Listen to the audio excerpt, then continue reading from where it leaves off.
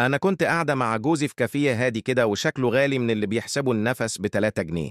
الدنيا لطيفة والجو رومانسي، لحد ما دخلت واحدة شكلها كأنها طالعة من إعلان شامبو وركنة عطر في ظهرها، عدت من جنبنا وجوزي بص عليها بصه. إعجاب عقلي ساب العصير ومسك في النظرة. قمت قايلة بصوت سمعه الترابيزات اللي جنبنا: يا عم الحاج شكلها لفت دماغك قبل ما تلف عليك.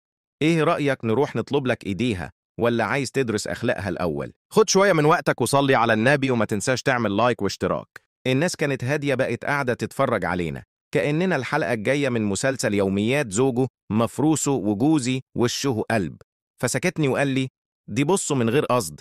وكمان هي ما بصتليش. قلت له: يعني انت كنت عايزها تبصلك؟ انت شكلك هتبات النهارده في بيت امك ومن يومها جوزي اي بنت تعدي من بعيد يقول لي: شايفه يا روحي مش حلوه خالص. صح. وانا ابتسم واقول له: يا قلبي والله ما تجي